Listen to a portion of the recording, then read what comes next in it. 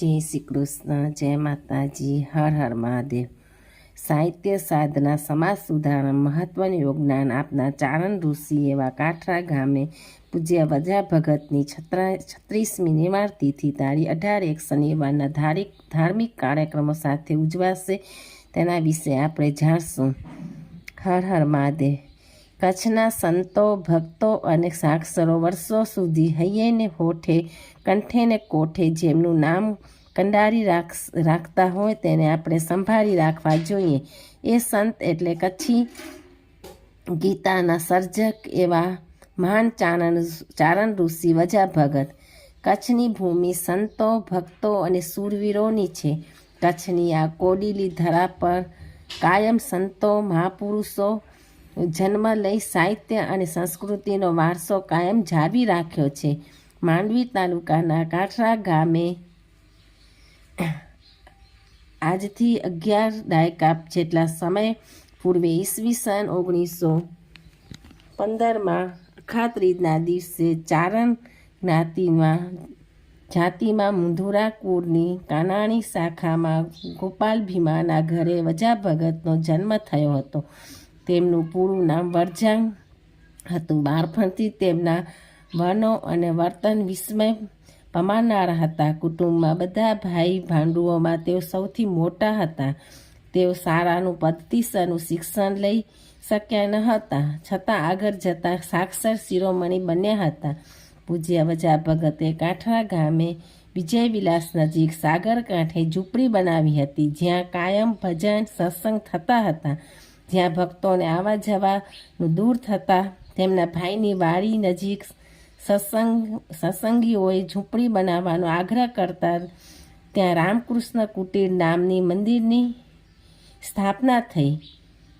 કાયમ સંતો, મહંતો, ભક્તોના સત્સંગથી આ કુટીર તીર્થ સ્વરૂપે બની ગઈ। સંજોગવશાત માંડવીમાં સુખાત્માનંદજી સ્વામી સાથે સંપર્ક થયો। તેમની પાસેથી વેદાંત અને વૈદક બંને શીખ્યા। તેમના પિતાજી ગોપાલભાઈ પાસેથી પણ પ્રારંભિક વૈદિક જ્ઞાન શીખ્યા હતા।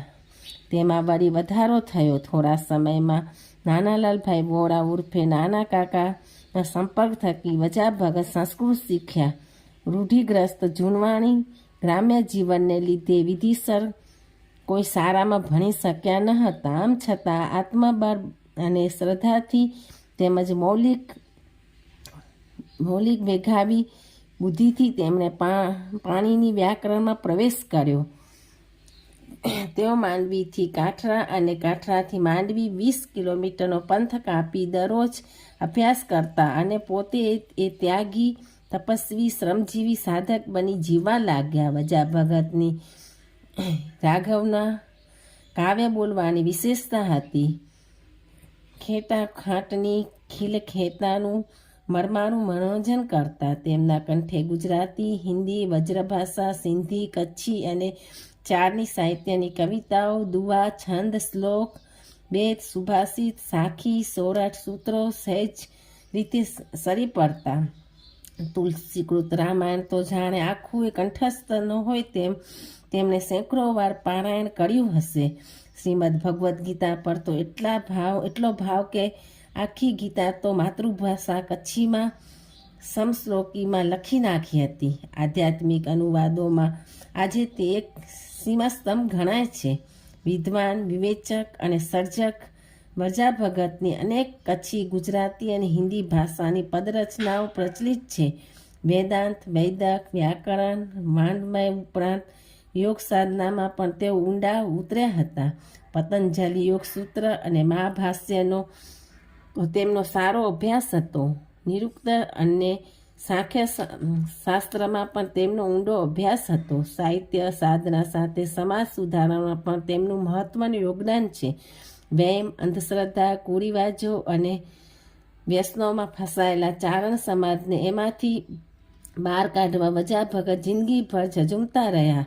ગામડે ગામડે ફરી લોકોને સુમાર્ગે વાળવા પ્રયત્નો કર્યા। રામકૃષ્ણ કુટીરમાં રામનવમી, જન્માષ્ટમી સહિતના તહેવારોની ઉજવણીની શરૂઆત કરીએ।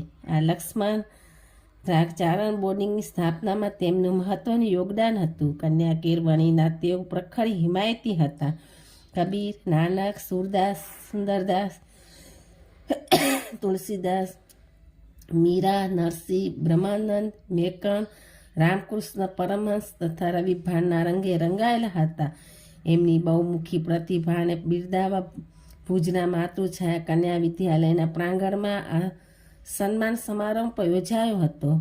ભારતના મૃદુધન્ય સાહિત્યકાર ઉમાશંકર જોશીના હસ્તે તેમને સન્માન પણ અપાયું હતું. ત્યારે તેમણે જે કંઠગમ્ય ઉદ્ગારો ઉચ્ચાર્યા તે ચિરસ્મરણીય બની રહ્યા હતા. આવા પ્રેમ અને પાંડિત્યના પર્યાય વજા ભગત પોષવદ 5 તારીખ 27 જાન્યુઆરી 1989ના દેવલોક સિધાવ્યા. પણ તેમની ભક્તિ અને જ્ઞાનરૂપી સુગંધ આજે પણ સેવકોમાં ફેલાયેલી છે.